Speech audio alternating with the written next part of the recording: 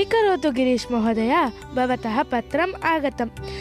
दिनद्वयतः पृच्छन् अस्ति किल, हस्ताङ्कनं कृत्वा स्वीकरोतु।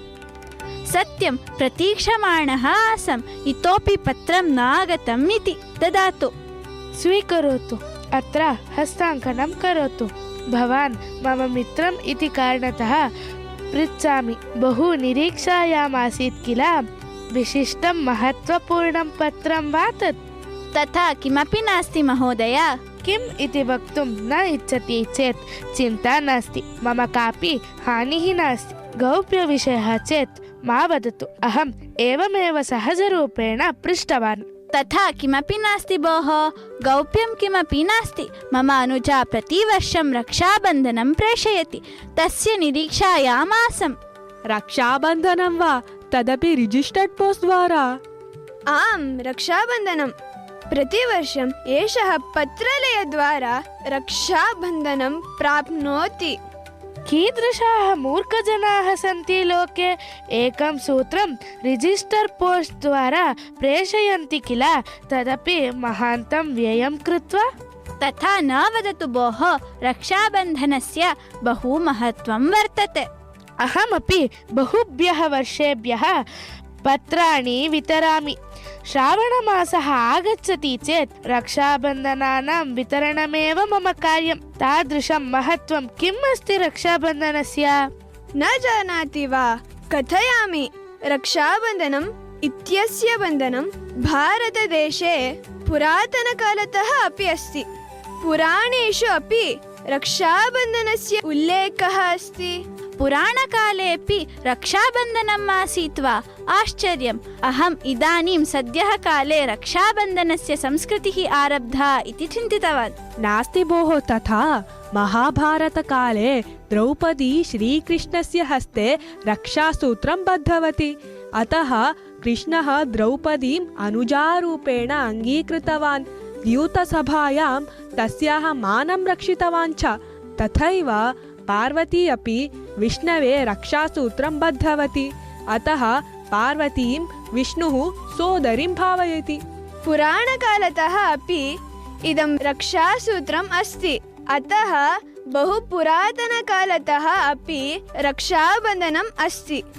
न केवलं पुराणे, इतिहासेऽपि रक्षाबन्धनस्य उल्लेखः अस्ति। यदा अलेक्साण्डरः भारतम् आगतवान्, तदा पुरु इति राजा तं विरुद्ध्य युद्धं कृतवान्। तदा भारतीयराजस्य पत्नी अलेक्साण्डरस्य हस्ते रक्षासूत्रं बद्धवती। अतः अलेक्साण्डरः शत्रुराजस्य पत्नीम् अपि सोदरी इति चिन्तितवान्।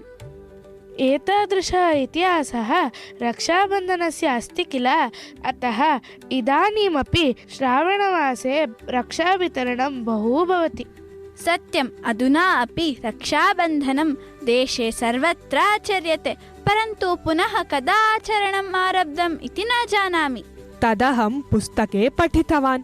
रवीन्द्रनाथ टैगोरः बेङ्गाले 1995 वर्षे रक्षाबन्धनोत्सवम् आरब्धवान्। सः वस्तुतः ब्रिटिश् जनान् विरुद्ध्य रक्षायाः बन्धनम् आरब्धवान्, परन्तु तदनन्तरं सौदर्यभावबन्धं दृढयितुम् अयं कार्यक्रमः आचर्यते। सत्यम्, इदानीं तु प्रतिवर्षं श्रावणमासस्य पूर्णिमायां रक्षाबन्धनम् आचर्यते। सोदर्यः सोदरस्य हस्ते रक्षासूत्रं बध्नन्ति। अग्रजः मम रक्षां सर्वदा करोति इति भावः तासां मनसि भवति। अग्रजः अपि सोदर्याः प्रीत्या बद्धः भवति, तस्यै सोदर्यै किमपि उपायनं ददाति।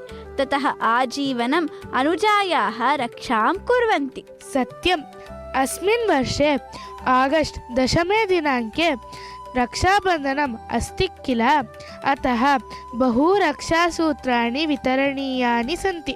मम तु पूर्वं रक्षाः पश्यामि चेत् कोपः भवति स्म।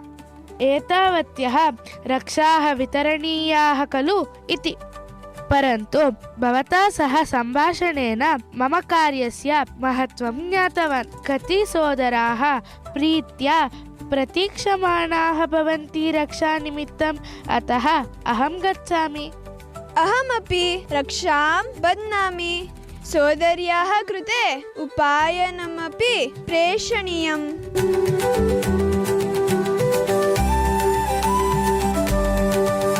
येन बद्धो बलिराजा दानवेन्द्रो महाबलः तेन त्वामनुबध्नामि रक्षे मामव मामव।